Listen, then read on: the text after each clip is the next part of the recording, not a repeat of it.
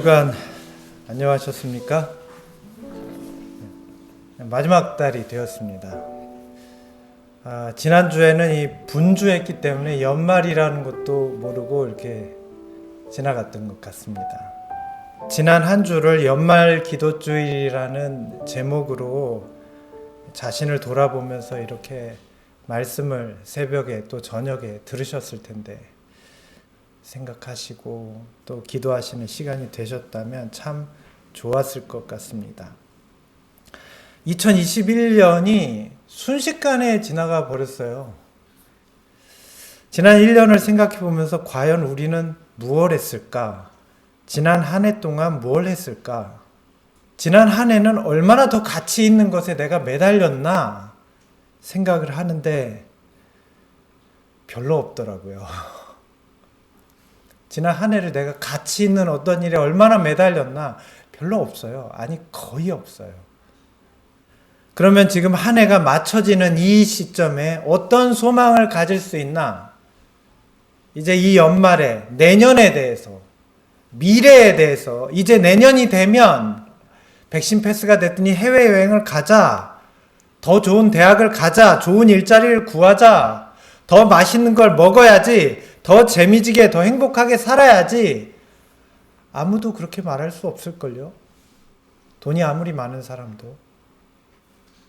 그런 소망이 생기나요? 안 생겨요. 지난해보다 더 좋은 세상이 올 것이다 라는 기대를 우리는 할 수 있어요? 아니요.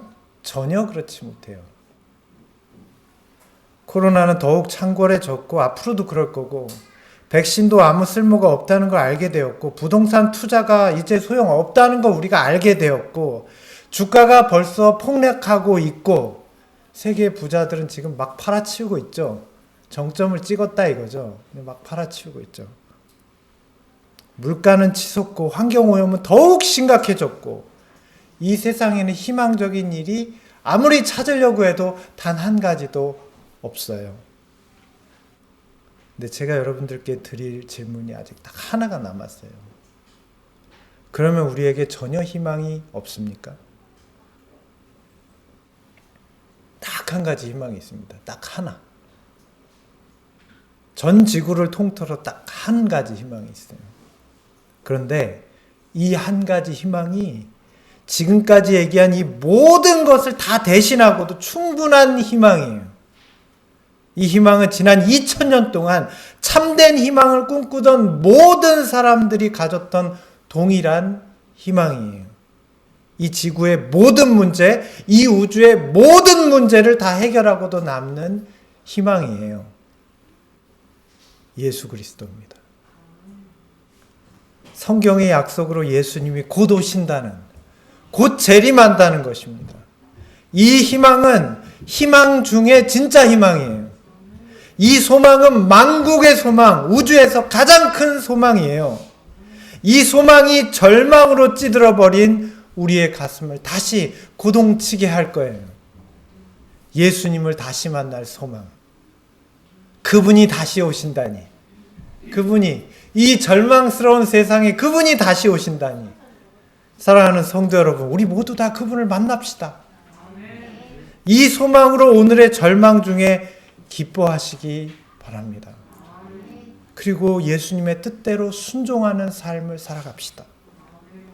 그분이 다시 오신다면, 곧 오신다면.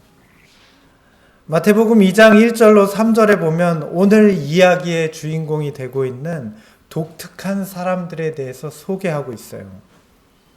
예수님을 만나러 가는 사람들의 이야기입니다. 마태복음 2장 1절로 3절의 이야기를 읽고 이 소망의 이야기를 함께 나눌게요. 헤로드 왕 때 예수께서 유대 베들레헴에 나심에 동방으로부터 박사들이 예루살렘에 이르러 말하되 유대인의 왕으로 나시니가 어디 계시뇨? 우리가 동방에서 그의 별을 보고 그에게 경배하러 왔노라 하니 헤로드 왕과 온 예루살렘이 듣고 소동한지라. 이제 한두 주 지나면 성탄절이 될 텐데 그때마다 고정적으로 등장하는 인물들이죠. 동방 박사들. 동방에서 온 박사들. 참 흥미로운 이야기입니다. 성경의 백성들인 이스라엘 민족과 성전이 있었던 예루살렘에서는 예수님의 탄생을 전혀 준비하지 못하고 있는데 이 이방인들이 어떻게 이렇게 할 수 있었는지 우리는 그냥 놀라울 따름이에요. 정말 특별한 이야기입니다. 오늘 우리가 보게 될 유대인들은 정말 심각한 문제를 가지고 있었어요. 왜냐하면 그 문제가 그들로 예수님의 초림을 맞이할 수 없게 만든 정말 큰 위험을 가진 문제였기 때문이에요. 그러면 그 문제가 도대체 무엇이었을까요? 그것은 바로 종교적 자존심입니다. 자존심 아세요? 언제 써먹는 말이죠? 요즘 사람들이 제일 중요하게 생각하는 거죠. 자존심은 무엇일까요? 자존심은 자기의 생각이나 사상을 중요하게 여기는 마음. 그 다음에 자기 중심적으로 생각하는 마음이 자존심이에요. 그래서 인간의 자존심은 이기심하고 통해 있어요. 이게 잘 구별이 안 돼요, 사람은. 자, 그러면 종교적 자존심은 무엇일까요? 이 자존심이 신앙이라는 것을 매개로 일어날 때 이걸 종교적 자존심이라고 해요. 가장 무서운 자존심이 종교적 자존심이에요. 자존심과 이기심은 그 망하는 범위가 작아요. 자기 주변만 망해요. 근데 종교적 자존심은요, 옳게 살고 있는 사람들까지 망하게 할 수 있어요. 망하는 길로 끌고 가는 것입니다. 유대 종교가 그랬고 로마 천주교회가 그랬어요. 오늘날 개신교회도 그럴지 몰라요. 그러면 종교적 자존심은 어떤 형태로 나타나는가? 자, 우선 나만 구원을 얻을 것이라고 생각하는 거. 아니면 반대로 혹시 내가 구원을 얻지 못하니까 내가 구원을 못 얻는데 누가 구원을 얻을 수 있겠어? 아무도 못 얻어. 다 종교적 자존심이에요. 유대인들은 이런 생각을 가지고 이방인들에게는 구원이 없다라고 생각했어요. 그들은 스스로 생각하기를 하나님의 율법이 우리한테 있기 때문에 이것은 하나님께서 우리만 구원하시려는 그분의 뜻이라고 생각한 것 같아요. 또 하나님의 성소가 그들에게 있기 때문에 이것이 하나님께서 그들만 구원하시려는 것이라고 생각했기도 해요. 이러한 종교적 자존심은 정말 무서운 것인데, 왜냐하면 그들이 하나님께 불순종하면서도 자기들이 구원을 얻을 것이라고 착각하는 것입니다. 이스라엘 민족은 정말 불순종했잖아요. 한 번이 아니죠. 여러 번 그랬죠. 그들을 대표하는 사람, 구약에는 왕들, 제대로 된 왕이 거의 없어요. 신약의 제사장들, 대부분 하나님께 대한 진실한 믿음이 없는 사람들이었어요. 제사장들이, 성직자인데 교회 목사님 아니에요? 근데 하나님께 대한 신실한 믿음이 없었다고요. 지도자가 이랬다면 백성들은 어땠을까요? 지도자가 그런데, 가르쳐주는 사람이 그런데 백성들은 어땠을까요? 그러면서도 그들은 자기들만 구원을 얻을 것이라고 생각했어요. 이게 종교적 자존심의 무서운 점이에요. 잘못하고 있는데도 나만 구원을 얻을 거라고 생각하는 거예요. 내가 구원을 못 얻으면 네가 어떻게 얻어? 라고 생각하는 거예요. 그들의 종교적 자존심은 결국 메시아를 거절했을 뿐만 아니라 죽여버렸습니다. 엄청난 일을 저지른 거죠. 정말 유대인들이 주장했던 것처럼 이방인들에겐 구원이 없었습니까? 하나님의 뜻은 메시아의 족보만 봐도 금방 알 수 있어요. 여리고의 기생 라합은 이방인이었어요. 그런데 이 기생 라합이 예수님의 족보에, 유다의 족보에 들어가는 거예요. 게다가 신분이 뭐라고요? 네, 점잖은 말로 기생. 뿐만 아니라 그의 후손이었던 보아스도 룻이라는 사람을 아내로 얻는데 룻은 모압 사람이에요. 성경을 안다고 하는 사람이 이방인들에게 구원 없다고 이렇게 성경에 써 있는데 이런 사람만 있는 게 아니에요. 왕들도 있어요. 고레스는 하나님께서 내 목자, 내 기름 부음 받은 자라고 말씀하시잖아요. 또 성경 한 권 전체가 다 이방인의 얘기로 쓰여진 책도 있어요. 욥기. 욥은 이방 사람이었어요. 42장이나 되는 성경 한 책 전체가 이방인 욥에 대한 얘기예요. 그런데도 유대인들은 자기들만 하나님의 축복을 받아야 한다고 억지를 부리는 것입니다. 오늘 우리는 어떻습니까? 어떤 사람들은 우리가 안식일을 지키기 때문에 우리들만 구원을 얻을 것이라고 말합니다. 정말 안식일을 우리만 지킵니까? 여러분 잘 아시죠? 아니잖아요. 안식일을 우리 재림교회만 지키는 게 아니에요. 또 어떤 사람들은 예언의 신이 있기 때문에 이 재림교회에만 늦은 비를 주시는 것이 아니냐라고 말씀하시는 분들도 계세요.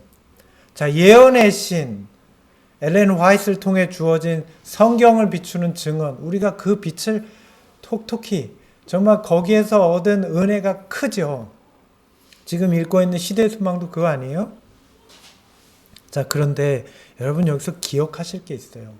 예언의 신은 세상에 전하라고 주신 기별이지 그것을 우리만 믿고 우리만 순종하라고 주신 내용이 아니에요. 그런데 우리는 좀 잘못하고 있죠. 예언의 신을 가졌다는 특권이 마치 우리를 구원하는 표인 것처럼 오히려 우리는 특권이 아니라 멍에를 메고 있는 거예요. 오히려 이 내용을 모르는 사람들은 모르기 때문에 하나님께서 그들에게 양심적으로 심판하실 테지만 오늘 우리는 그걸 가지고 있기 때문에 우리에게 그 책을 가진 의무와 책임을 물으실 거란 말이에요. 이렇게 밝히 알려줬는데도 모른단 말이냐. 그것을 가지고만 있다는 것은 축복이 아닌 거죠. 오늘 이 동방에서 온 박사들의 이야기를 보시면 하나님께서 이스라엘 민족이 아닌 이방인이라고 부르는 자들을 어떻게 생각하시는지를 잘 보여주는 이야기입니다. 시대의 소망에는 이렇게 기록하고 있어요. 하나님의 빛은 항상 이교의 흑암 속에서 비치고 있었다. 하나님의 빛은 항상 이 세상의 모든 어둠 가운데 있는 사람들조차도 그 빛이 비추고 있었다고요. 우리만이 아니라. 하나님의 구원의 빛은 이 세상의 모든 사람들에게 언제나 비추고 있었어요. 지금도 이 은혜의 시기가 끝나기까지 계속해서 하늘의 빛을 비추고 계시죠? 계속 비추고 계세요. 하나님께서 여러 가지 방법과 매체들을 통해서 증거하십니다. 성경이나 예언의 신이 그 영향을 미칠 수 없는 범위에 있는 사람들에게는 천연계를 통해서 또 때로 아무도 증거할 사람이 없을 때에는 땅바닥에 굴러다니는 돌들로도 그들에게 증거하신다는 거예요. 놀랍지 않아요? 하나님의 빛이 그렇게 비추고 계세요. 고고학이 그런 거잖아요. 돌들 가운데 새겨진 과거의 기록, 화석을 통해서, 지층을 통해서 깨닫게 하는 것이죠. 우리만 아는 줄 알았는데, 우리만 문명이 있는 줄 알았는데 과거에도 있네. 중국 문자를 통해서 이런 기록이 있네. 성경 아니잖아요. 알려주시는 거예요. 여러 빛으로. 참된 과학은 그런 것이잖아요. 오늘날의 자본주의 과학 말고 참된 과학. 환경 파괴, 지구와 우주의 변화들을 통해서 우리는 깨닫잖아요. 무엇을요? 우리가 이렇게 살면 안 되겠구나라는 거. 참된 철학이 그런 거잖아요. 인간 사회에 벌어지는 일들로 인해서 정말 세상의 끝이 가까웠구나. 알고 있어요. 여러 방향으로 빛을 비추시는 거예요. 참된 구원은 어디에서 이루는 것일까? 이 세상을 존재하게 만드신 분은 누구이시며 그분을 통해서 과연 이 세상의 문제들이 해결될 수도 있지 않을까? 결국은 알게 된다고요. 하나님이 비추시는 빛 때문에. 동방의 박사들이 그런 사람들이에요. 누구든지 자기 양심으로 한 분이신 창조주 하나님을 만나고자 갈망하는 사람은 다 하나님의 빛을 볼 수 있고 느낄 수 있다는 것입니다. 하나님께서는 이미 오래전부터 하나님의 빛을 가장 어두운 곳까지도 다 비추고 계셨어요. 동방에서 별을 보고 초림하시는 예수님을 만나러 온 박사들이 바로 그런 사람들이었어요. 그런데 유대 민족은, 그들의 지도자들은 이런 사람들을 반가워하지 않습니다. 종교적 자존심이죠. 그들의 이기심을 드러내는 것입니다. 하나님께서는 이방 가운데 비추신 빛을 멸시하는 것입니다. 유대의 지도자들은 하나님의 빛을 무시해버린 거예요. 이방에 비치는 하나님의 빛을 무시하면 무엇도 같이 무시한 것이죠? 자신들에게 비추고 있는 하나님의 빛도 같이 무시한 거죠. 그 두 빛이 같은 빛인데, 이 하나님의 빛이 누구이십니까? 예수님이죠. 우리도 이 시대에 이렇게 하나님께서 우리에게만 빛을 비추시는 것이 아니라는 것을 알아야겠습니다. 그분께서 이 세상의 진리의 빛을 모든 곳에 비추고 계신데 여기에 반응하는 사람들이 있어요. 우리 말고도. 이 사람들에게 비추신 하나님의 빛이 오늘 우리에게도 비춰지고 있는데 우리가 몰랐구나. 내가 반성해야 되겠구나. 이게 원래 우리의 반응이어야 돼요. 성경의 진리를 들었는데도, 예언의 신을 가지고 있는데도 깨닫지 못했다면 오히려 그것을 알지 못하는 사람들이 더 복받은 사람들 아니에요? 모르는 게 차라리 복받은 거죠. 왜냐하면 우리는 도리어 하나님의 책망을 들을 테니까. 메시아를 기다리는 사람들은 지금 이 세상에 우리 말고도 또 있을 겁니다. 분명히 있어요. 동방에서 예수님의 초림을 만나러 온 동방 박사들처럼. 이 박사들의 존재가 우리에게 그걸 알려주는 거예요. 너희 말고도 있다. 내 신실한 종들이 있어. 그러니까 너희들도 그들을 보고 정신 차려야 된다는 거예요. 이방을 비추는 빛이요 주의 백성 이스라엘의 영광이니이다 하니. 자, 이 말은 시므온이 성전에서 아기 예수님을 안고 했던 말이잖아요. 이스라엘 민족도 당연히 이런 반응을 보여야 했지 않을까요?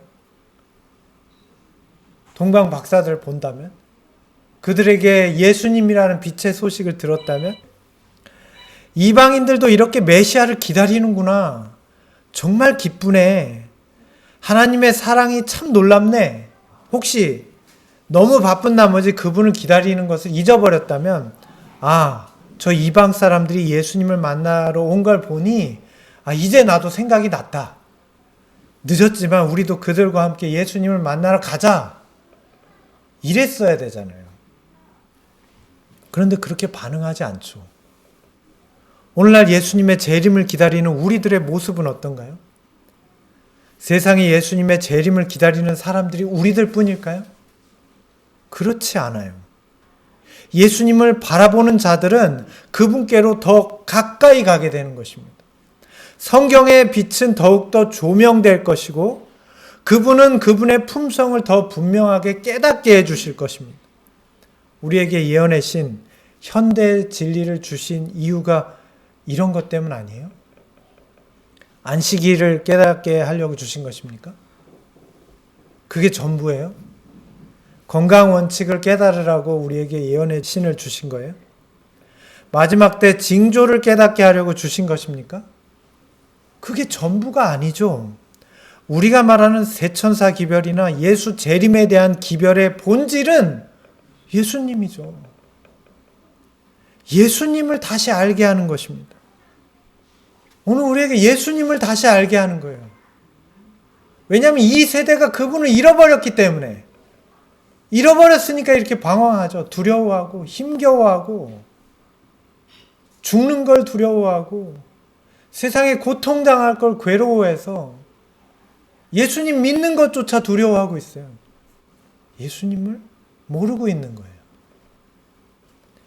우리가 예수님을 더욱 분명히 깨닫고 아는 것이 그분의 품성을 경험하는 거 아닙니까? 현대 진리를 통해서 예수님을 이전보다 더 뚜렷하게 바라보는 경험을 하고 있습니까? 우리는 성경 말씀 때문에 예언의 신이 있기 때문에 예수님을 더 뚜렷하게 바라보고 있어요. 그것 때문에 그렇지 못하잖아요. 요즘 재림 신자들이 예언의 신을 별로 안 좋아하죠. 그것만 읽으면 안 된다라고 말하시는 분 좀 많이 봤어요. 많이 들었어요. 그것만 읽으면 안 된다. 예언의 신만 보면 안 된다. 성경을 읽든 예언의 신을 읽든 예수님이 더 분명해지고 그분의 중보가 더 분명해지고 그분의 재림이 더 확실하게 믿어지는 게 당연한 거 아니에요? 그렇지 않은 게 이상한 거 아니에요? 근데 지금 재림 교회 안에 어떠냐고요? 예수님이 더 분명해지고 그분의 중보가 더 분명해지고 그분의 재림이 더 확실하게 믿어지면 이 교회 안의 반응이 어떠냐고요? 오히려 그 반대로 나타나고 있죠. 사람들이 두려워하고 그것을 질타해요. 진리를 따르는 자는 빛으로 오나니 이는 그 행위가 하나님 안에서 행한 것임을 나타내려 함이라 하시니라. 요한복음 3장 21절의 말씀입니다. 우리는 진리의 빛으로 더 나아가는 사람이 되어야겠습니다. 그래서 어제보다 더 진리로 가까이 가는 사람, 내가 곧 길이요 진리라고 말씀하신 예수님을 향해 더 가까이 가는 사람, 그래서 그 빛이 더욱 분명해지고 더 큰 믿음이 생기는 사람이 되어야겠습니다. 하나님의 빛은 지금도 이 세상을 여전히 환한 빛으로 비추고 계시는 것입니다. 아직 은혜의 때가 맞춰지지 않았으니까요. 이 빛이 우리에게 비춰진다면 어떤 일이 일어날까요? 우리가 행한 일들이 나타나요. 내 마음에 있는 것을 다 드러냅니다. 어둠에 가려져 있을 땐 몰랐다가 빛이 비춰지니까 내 마음에 감춰진 게 다 드러나요. 나의 믿음과 나의 순종과 나의 헌신이 드러날 수도 있어요. 감춰져 있다가. 이런다면 너무 기쁘겠죠. 그런데 반대로 나의 불신과 나의 방종과 나의 이기심이 드러날 수도 있어요. 그럼 정말 슬프겠죠. 요한이 말했잖아요. 빛은 세상에 여전히 비추고 있는데 그것을 깨닫지 못하는 사람들이 곧 누구다? 어둠이다. 왜냐하면 어둠은 빛을 깨닫지 못하니까. 빛이 비추었다면 그 어둠은 다 이미 사라졌을 테니까. 요한이 말한 거예요. 그러니까 우리는 더 어떻게 해야 돼요? 빛으로 나아가야죠. 내가 어둠에 있다면, 불신이 드러났다면, 불순종이 드러났다면, 방종과 이기심이 드러났다면 어떻게 해야 되겠어요? 도망치는 것이 아니라 그 빛을 향해 더 달려가야죠. 그래야 어둠이 다 사라지죠. 그런데 유대의 지도자들은 반대로 했다고요. 빛이 비쳤더니 어둠을 향해서 도망가 버렸어요. 그 빛을 피해버리고 더 멀어지려고 하는 것이죠. 그런데 오늘 이 동방 박사들은 어떤 사람들이에요? 이 사람들은 그 빛을 멀리서 본 사람들이에요. 그들이 말해요. 우리가 멀리서 왔다고. 멀리서 봤어요. 그런데 멀리서 그 빛을 보고 기뻐하고 계속 가까이 다가가는 거예요. 그들이 행한 일은 어떤 일이라는 거예요? 이것은 뭘 말해요? 그들이 행한 일은 뭘 나타내려는 거예요? 하나님 안에서 행한 일이라는 것을 나타내고 있는 거예요. 그래서 동방 박사들은 그 빛을 발견하고도 그래 됐어. 여보게들 우리 이방인 아닌가? 이 정도면 됐지. 우리가 이 어둠 속에서 이 정도 알았으면 됐지. 나머지는 예루살렘에 맡깁시다. 그랬어요? 가잖아요. 그들이 가잖아요. 베들레헴까지 그 먼 길을 예수님을 만나려고 찾아가잖아요. 이게 빛을 찾은 사람들의 모습 아니에요? 빛은 그 비춰진 곳에 빛의 흔적을 남깁니다. 그것을 잔상이라고 그래요. 그래서 우리가 태양을 바라보고 눈을 잠깐 감아도 여기 태양이 떠 있는 걸 볼 수 있죠. 꺼멓게. 그 빛은 잔상을 남겨요. 우리가 밝은 빛을 보다 눈을 감으면 잔상이 남잖아요. 아마 그들이 메시아를 만나기 위해서 지나온 여정마다 이 빛의 잔상이 남았을 거예요. 그들이 본 빛의 잔상은 어떤 것들입니까? 기쁨과 위로와 영원한 생명에 대한 갈망이 이 동방박사들이 지나가는 곳마다 남았어요. 그들이 쉬는 곳마다, 그들이 들렸던 여관마다 얘기 안 했겠어요? 뭔 얘기했을까요? 여기 여관 음식 좋네. 여기 여주인 예쁘게 생겼네. 와, 이 여관 집 풍경이 좋네. 이런 얘기 했을까요? 이 동방박사들이 이 빛을 찾아가는 동안 무슨 얘기 했을까요? 쉴 때마다 우리가 동방에서 왔는데 이 빛을 발견하고 지금 예루살렘으로 가고 있는데 그 빛이 누구신지, 그 빛이 어떤 빛인지, 그분이 어떤 분인지 지나가는 곳마다 아브라함이 제단을 지나가는 곳마다 쌓은 것처럼 이 동방박사들이 지나가는 곳마다 이 빛의 잔상을 다 남기고 갔단 말이에요. 놀랍죠? 그 기쁨과 위로와 영원한 생명에 대한 갈망이 그들이 지나온 곳마다 남았을 것입니다. 그들이 얼마나 행복했을까요? 그 걸어가는 길이 때로는 폭풍을 만날지라도, 사막의 모래바람을 만났더라도, 강도를 만나더라도, 혹은 누가 병에 걸렸더라도 어때요? 그러나 그랬을지라도 그들은 행복했을 거예요. 기뻤을 거예요. 그런데 어둠의 빛을 비추면 그 어둠이 어떻게 하죠? 혼비백산해요. 바로 사라져버리죠.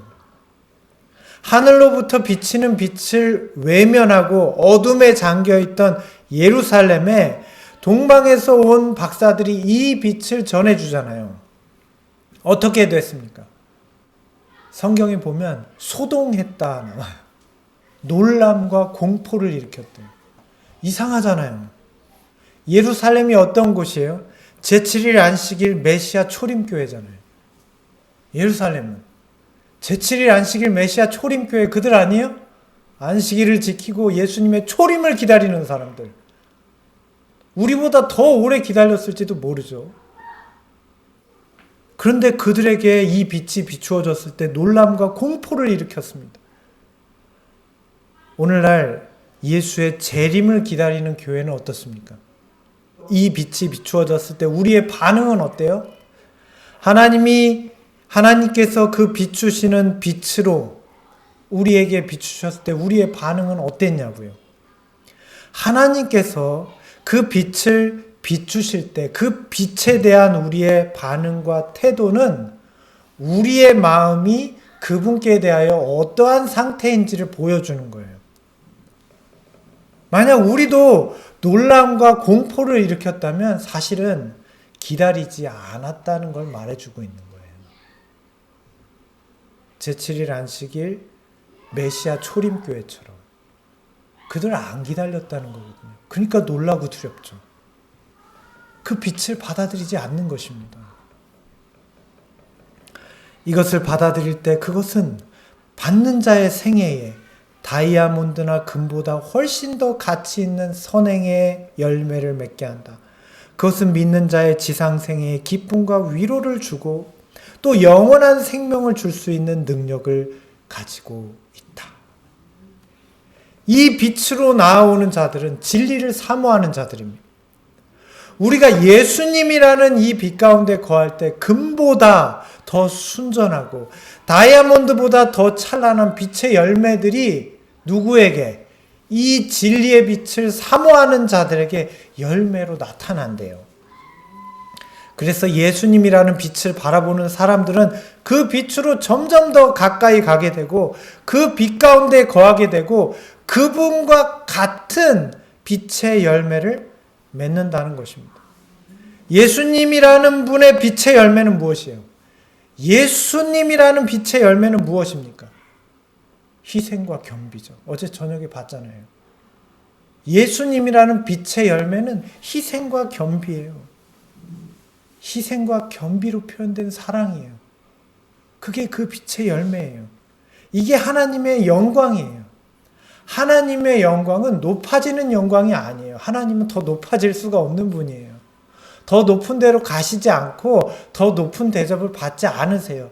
이미 높으세요. 더 높아질 데가 없어요. 하나님의 영광은 그분이 얼만큼 낮아질 수 있는가가 그분의 영광이에요.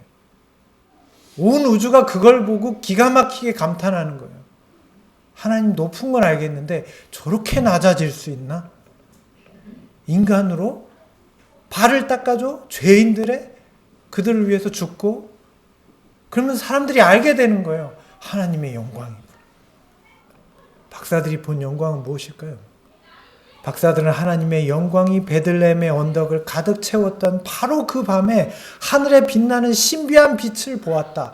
그 빛이 사라지자 광채나는 한 별이 나타나 하늘에 머물렀다. 우리가 생각할 때 박사들이 별을 따라갔다고 그랬잖아요. 아니에요. 별의 인도를 받은 거지 별을 따라서 간 게 아니에요. 그들은 그 빛을 따라서 별을 보고 간 거예요. 박사들이 본 빛은 무엇인데요?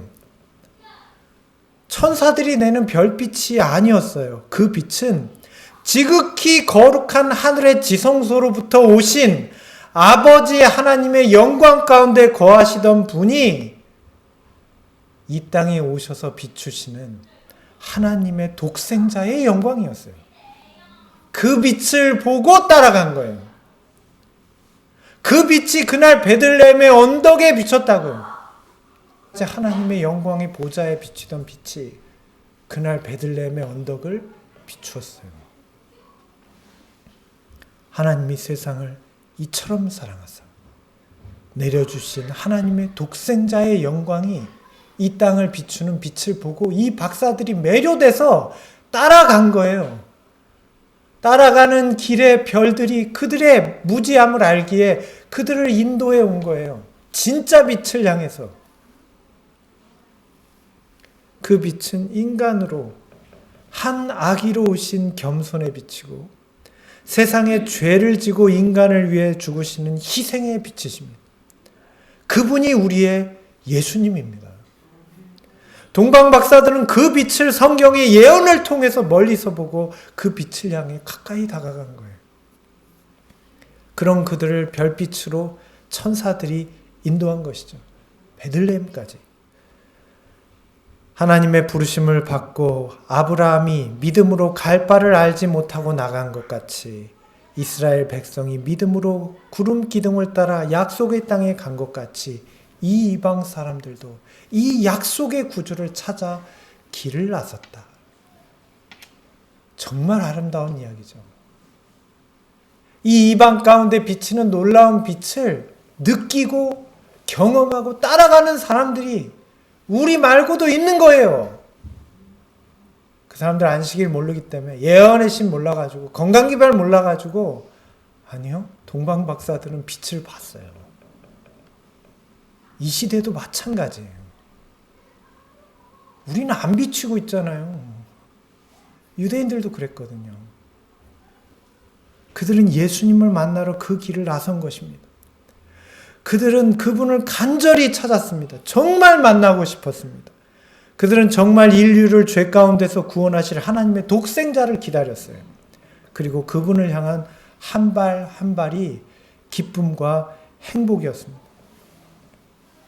잠언 8장 17절에 나를 사랑하는 자들이 나의 사랑을 입으며 나를 간절히 찾는 자가 나를 만날 것이니라. 이분이 예수님이죠. 동방 박사들에게 나타난 예수님. 그들의 마음은 예수님을 향해 있었기 때문이다. 그들의 마음은 예수님을 향해 있었어요. 오늘 우리의 마음은 어디를 향해 있어요? 별을 보면서 가기 위하여 밤에 여행해야만 했다. 그들은 그들이 찾으려는 분에 대한 전설과 예언들을 암송하면서 그 시간을 보냈다. 쉬기 위하여 멈출 때마다 그들은 예언을 다시 살펴보았다. 그들이 하늘의 인도함을 받고 있다는 확신이 그 예언들을 볼 때마다 더욱더 그들의 마음을 깊이 그분의 빛이 우리를 인도하고 계시구나. 그분의 빛이. 그들은 외적으로서 그들 앞에 별을 가지고 있을 뿐만 아니라 그들의 마음을 감동시키는 그들의 소망으로 고무시키는 성령의 내적인 증거도 가지고 있었다. 성령의 임재에 대한 외적인 증거와 내적인 증거가 있어요. 이게 중요합니다. 오늘 우리가 알아야 돼요. 성령의 임재, 곧 예수님이 나와 함께 하신다는 증거, 그게 성령의 임재죠. 성령의 임재는 예수님이 나와 함께 하신다는 증거예요. 예수님이 성령으로 함께 하신다고 했으니까. 자, 그러면 그 외적인 증거는 무엇인가? 하나님의 말씀이 항상 내 입술에 있고, 지금 박사들이 그렇잖아요. 앉아서 쉬기만 하면 예수님이 있잖아. 예언의 말이야. 근데 우리는 앉으면 아파트 얘기만 해요. 앉으면 아파트가 뭐 요번에 대선 후보로 누가 나왔는데 누구를 뽑아야 되나, 그 다음에 그거 고추장을 몇 대 비율로 넣어야 맛있대, 막 계속 그런 얘기만 하는 거예요. 앉으면. 우리 메시아를 만나러 가고 있는데, 메시아를 만나러 가면 계속 우리 입술에 무슨 얘기가 있어야겠어요? 예수님이 말이야. 예수님이 제자들한테, 예수님이 우리의 입술에 계속 그분이 있겠죠. 그것이 전도고, 그것이 선행이고, 그것이 희생이죠. 우리의 말과 행동 가운데 늘 예수님이 있을 때. 이게 외적인 증거예요. 그러니까 나에게 이런 외적인 증거가 없으면 성령이 나와 함께 하시지 않는 것이죠. 예수님이 나와 함께 하시지 않고 있는 거예요. 그러니까 안 말해요. 자, 그렇다면 예수님이 나와 함께 계신다는 내적인 증거는 뭐예요? 내적인 증거. 하나님의 말씀으로 인해 마음의 감동이 사라지지 않는 것. 예수님에 대한 소망으로 장래가 두렵지 않은 것. 죽음도 무섭지 않은 것. 오늘 이런 성령의 내적인 증거가 우리에게 있습니까? 이게 내적인 증거예요. 두려움이 없어요. 걱정도 안 되고 미래에 대한 소망이 있어요. 예수님이 나와 함께 계시니까. 그런데 이 내적 증거는 어떠냐면, 내가 대학에 합격을 못했는데도, 내가 청약에 당첨이 안 됐는데도, 내가 이제 도시의 삶을 다 정리하고 시골로 가야 되는데도, 이제 고정적인 월급이 없는데도 성령의 내적인 증거가 있으면 기쁘다고요. 예수님 때문에. 그분을 바라보고. 그러니까 우린 이해가 안 되잖아요. 제자들이 매를 맞으면서 찬송을 불렀다. 사람들이 보면 미쳤다고 그러죠. 어제 그러잖아요. 아들이 죽었는데 하나님께 감사합니다. 그러고 아들을 둘이나 죽인 사람을 갖다가 양자를 삼고, 남들이 보면 제정신이 아닌 것처럼 보이잖아요. 성령의 내적 증거. 슬픔이 있으나 우리에게 믿음이 있으므로 그 슬픔을 참으면 이는 아름다우나. 성령의 내적 증거. 이 증거들이 예수님을 기다리는 우리의 준비 아니에요? 베들레헴의 언덕을 밝혔던 그 빛이 하늘의 별처럼 내 마음속에 항상 빛나고 있는 것입니다. 이 별을 보세요.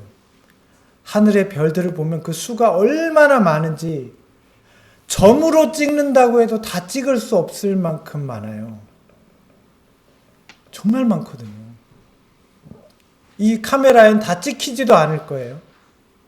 그런데 이 별들은 우주의 또 다른 태양들이잖아요. 항성. 그러면 거기에 또 얼마나 많은 태양들에 딸려있는 행성들이 있겠냐고요. 그리고 또 얼마나 많은 우리가 알지 못하는 별들이, 눈에는 보이지 않는, 사진에도 찍히지 않는 별들이 존재하겠냐고요. 그런데 저 많은 별들 중에 생명을 가진 존재가 인간밖에 없을까요? 인간밖에? 이 죄로 물든 지구가 전부일까요? 정말? 이 우주에는 죄로 망가지지 않는 하나님의 세계가 분명히 있을 겁니다. 분명히 있을 겁니다. 그 세계는 영생하는 세계이고, 그 세계는 의가 지배하는 세계입니다. 그 세계의 질서는 희생과 낮아짐이 기초가 되는 세계예요. 그곳은 진리의 세계이고 믿음의 세계입니다. 이런 우주가 예수님의 세계예요. 우리는 이걸 바라봐야죠. 믿음으로. 오늘 말씀은 이렇게 얘기합니다. 너희는 믿음 안에 있는가? 너희 자신을 시험하고 너희 자신을 확증하라. 예수 그리스도께서 너희 안에 계신 줄을 너희가 스스로 알지 못하느냐? 그렇지 않으면 너희가 버림받은 자니라. 고린도후서 13장 5절의 말씀이에요. 동방의 박사들이 메시아의 도성인 예루살렘에 도착했을 때 그 도성이 메시아를 기다리고 있다는 성령의 증거로 가득할 줄 알았어요. 사람들마다 메시아의 탄생으로 기뻐하고 그분을 맞이할 준비로 희망으로 환하게 빛날 것이라고 생각했는데 너무나 어두워요. 아무도 그분을 기다리는 사람이 없어요. 그런 어둠 가운데 있던 예루살렘이 그 당시 교회잖아요. 예수님이 오신다는 소식을 전했더니 기뻐하는 것이 아니라 놀람과 공포로 떠는 것입니다. 그리고 그리스도를 기다린다고 지금까지 공언했던 그 백성들은 전부 다 그분을 외면하는 거예요. 그들이 말한 기다림은 다 거짓말인 거죠. 그리스도의 초림에 대한 그들의 태도는 그들의 믿음이 무엇이었는지를 보여주는 거예요. 참된 미덕의 부족이 외관과 헛말에 의해 보충되었다. 가식이 본질의 자리를 차지하였다. 오늘날 우리는 어떻습니까? 우리는 예수님의 재림을 기다리는 교회입니다. 예수님의 초림을 가장 환영하고 기다려야 할 대상이 예루살렘이었다면 오늘날 예수님의 재림을 가장 기뻐하고 환영해야 될 교회가 있다면 어느 교회일까요? 우리 교회잖아요. 지금 우리 교회에서 예수님 재림한다고 매 안식일마다 잔치상 벌이고 재림하실 때가 가까웠으니 이번 안식일에 또 모입시다. 이렇게 하는 교회 있어요? 예수님 재림이 가까우니 얼마나 기쁩니까? 이제 우리가 그분을 곧 만날 텐데 만날 때마다 이제 투자 그만하세요. 이제 쓸데없는 거 하지 마세요. 우리 남을 도웁시다. 이제 이거 필요 없어요. 우리 선교 갈 준비합시다.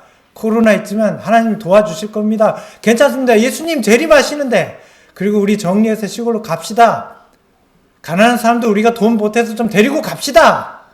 그런 교회 있어요? 우리 재림교회 가운데? 앞으로 나오겠죠? 그런데 오히려 제가 들었던 반응은 정반대예요. 예수님이 그렇게 빨리 오시겠어요? 오히려 놀라고 두려워하지 않습니까? 우리가 정말로 예수님을 기다리고 있는 것입니까? 정말 기다린다면 우리가 이런 모습일까요? 우리의 믿음은 그동안 외양만을 추구해 왔는지도 몰라요. 믿음과 소망과 사랑이라는 것이 헛된 말로만 채워졌을지도 몰라요. 우리의 신앙은 이런 가식으로 가득 차 있는 것일지도 몰라요. 우리의 마음에는 예수님이 계셔야 할 그 자리에 신앙의 가식들로만 가득 차 있는지 모릅니다. 본질을 잃은 교회는 형식적일 수밖에 없어요. 본질이 없으니까. 이게 오늘 우리의 모습이죠. 오늘 우리가 읽었던 시대소망 6장에 보면 나사렛이라는 동네가 소개되고 있습니다. 예수님의 부모는 나사렛 출신이었어요. 원래 예수님은 베들레헴에서 태어나서 자랐어야 돼요. 그런데 놀랍게도 하나님의 섭리로 나사렛이 축복을 받았어요. 나사렛은 이 예루살렘 북서쪽에 이 산골 마을이에요. 해발 300 이상 되는. 예수님께서 이 나사렛에서 30살까지 사셨어요. 이 지구에서 하나님의 아들께서 25년 이상 살았던 동네가 나사렛이에요. 얼마나 복받은 동네예요? 근데 나사렛에 예수님이 30살까지 이 우주의 주관자가 아까 그 우주를 만드신 계획하신 분이 더군다나 우리를 구속하신 그분이 이 나사렛에 25년 이상 사셨거든요. 거기서 밥 먹고 그들과 함께 생애하시고. 그러면 요즘 말로 바꾸면 나사렛 여기가 그분의 생가입니다. 여기는 그분이 물드셨던 우물, 여기는 그분이 공기놀이 하셨던 곳, 그분이 자주 가시던 빵가게가 여기고요. 이래야 맞는 거 아니에요? 예수님이 이 나사렛에서 얼마나 많은 선행과 모본으로 하나님의 품성을 보여주셨어요. 직접 어린 시절부터 어른까지 인간이 어떻게 살아야 되는지를 예수님이 몸소 보여주셨잖아요. 현장 교육으로. 예수님 한 번도 혼내지 않고, 인간들이 이렇게 잘못하는데 한 번도 혼내지 않고 일으켜주고 세워주고 먹여주고 쪼개주고 만져주고, 그렇게 25년 이상 사신 동네에서 그들이 예수님을 어떻게 했어요? 몰인정하게 배척하죠. 죽이려고 했어요. 절벽에서 밀어서. 예수님이 이렇게 말씀하시죠. 선지자가 자기 고향과 자기 친척, 자기 집 외에는 존경받지 못함이 없느니라. 나사렛 사람들은 그분을 잘 알았어요. 모르지 않았어요. 나사렛 사람들은 그분을 매일 만났습니다. 그리고 그분은 한결같이 그들에게 하나님의 온전한 품성을 보여주셨어요. 그래서 그들은 예수님이 그런 행동 때문에 언제나 양심의 가책을 받았어요. 그런데 그래서 그들은 예수님을 보면 못마땅하게 여겼답니다. 가책받으니까.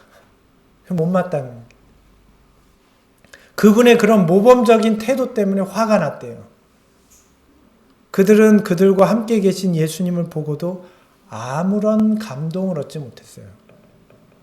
그러면 메시아를 기다린 백성이 아닌 거죠. 오늘 우리는 예수님을 기다립니까? 우리가 말씀을 더 가까이 가려고 하면 마음이 불편한가요? 재림이 가깝다는 소식이 들리면 마음이 더 불안해요? 그러면 우리가 예수님을 기다리고 있는 게 맞아요? 예수님은 초림 때와 마찬가지로 여전히 우리에게서 배척을 받고 계신 거예요. 참빛꽃 세상에 와서 각 사람에게 비치는 빛이 있었나니 말씀이 육신이 되어 우리 가운데 거하심에 우리가 그 영광을 보니 아버지의 독생자의 영광이요 은혜와 진리가 충만하더라.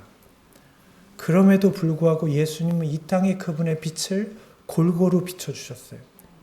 베들레헴과 나사렛을, 그리고 갈릴리와 예루살렘을, 사마리아와 온 유대와 로마 세계와 땅 끝까지 그분의 빛을 지금까지도 골고루 비추고 계세요. 동방 박사들은 이 빛에 반응해서 그 빛을 따라온 사람들이에요. 예수님께로 더 가까이 가잖아요. 그들이 베들레헴에 갔을 때 예수님은 가난한 부부에게 초라한 의복에 쌓여 있었지만 그들은 그런 외형에서도 하나님의 빛을 발견했습니다. 겸손함으로 비춰진 하늘의 영광을 깨달았어요. 오늘 우리는 어떤가요? 그들은 예수님의 초라한 외형 속에 있는 신성의 임재를 인식하였다. 그들은 진심으로 그분의 구주를 믿고 그들의 예물 곧 황금과 유향과 몰약을 드렸다. 얼마나 훌륭한 믿음인가. 얼마나 훌륭한 믿음인가. 이것이 예수를 바라보는 믿음입니다. 초라한 외형에도 하나님의 빛을 분별하는 것. 그분의 낮아지심 속에서 하나님의 능력을 발견하는 것이 예수 믿음이에요. 하나님은 높아지는 것으로 그분을 나타내시지 않아요. 또한 그분의 희생과 봉사를 통해서 하나님이 과연 자신이 어떤 분이신지를 우리에게 비추고 계시는 거예요. 그래서 예수님이 이런 모습으로 오신 거예요. 가장 영광스러운 모습으로.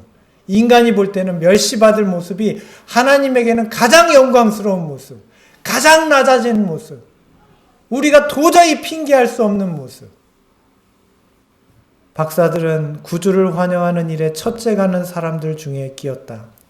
그들의 예물은 예수의 발 아래 바쳐진 최초의 예물이었다. 그 예물을 통하여 그들은 얼마나 귀한 봉사의 특권을 가졌던가. 오늘 우리도 동방 박사들과 같이 예수님을 알아야겠습니다.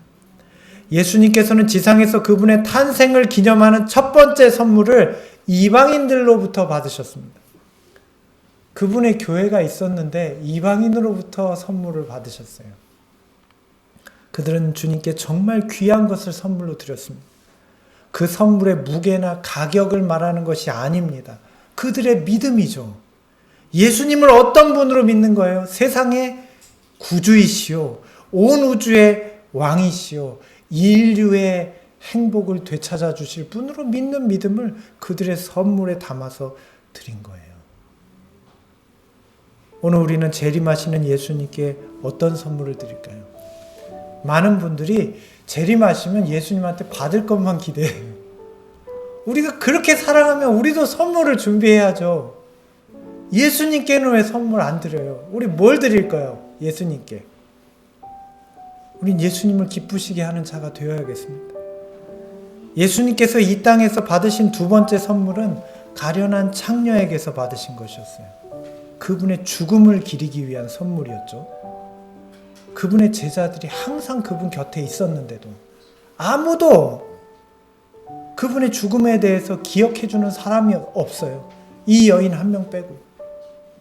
주님께서 이 땅에서 인간에게 받으신 마지막 선물은 무덤이었어요. 요셉의 새 무덤. 그래도 이건 새 것이긴 한데 여러분이나 저나 결코 안 받고 싶은 선물이죠. 그러나 주님께서는 이것도 3일 만에 깨끗하게 다시 돌려주셨습니다. 왜냐하면 그분은 그곳에 계속 머무실 수 없었거든요. 부활하셨기 때문에. 그럼 오늘 우리는 재림하시는 예수님께 어떤 선물을 드릴까요? 하늘나라에 가면 선물할 기회가 없어요. 우리가 그분의 나라에 가면 선물할 기회가 없다고요. 아무것도 선물할 게 없어요. 예수님께. 이 땅에서만 선물할 수 있는 거예요. 놀랍죠? 우리가 어떤 선물을 드릴까요? 오늘 우리가 인생의 고통 가운데서 하나님께 순종하고 내 이웃을 내 몸처럼 사랑할 때 예수님은 선물을 받으시는 겁니다. 그것은 곧 내게 한 것이니라. 또 우리가 예수 믿음을 가지고 선교사가 돼서 전할 때, 내 자녀들과 내 이웃들에게 전할 때 주님께 선물을 드리는 겁니다. 이 진리를 가지고 증거하기 위하여 나아갈 때, 너희가 내 이름으로 핍박을 받을 때 나한테 한 것이다. 우리 모두가 이렇게 선교사로 떠나야겠습니다. 이 교회만 머무르지 마시고요. 우리가 한 사람이라도 주님께 인도할 때 그분께서는 가장 큰 선물을 받으시는 거예요. 그리고 우리에게 더 놀라운 은혜를 선물로 주시죠. 우리도 하늘로부터 비치는 예수님이라는 빛을 따라간 동방의 박사들처럼 예수님을 따라가야겠습니다. 이 빛으로 나아가시기 바랍니다. 그러면 예수님이라는 빛 가운데 거하게 됩니다. 주님께서는 그 빛을 모든 세상에 비추고 계십니다. 이 세상에 우리 말고도 이 예수라는 빛으로 나오는 사람들이 분명히 있을 것입니다.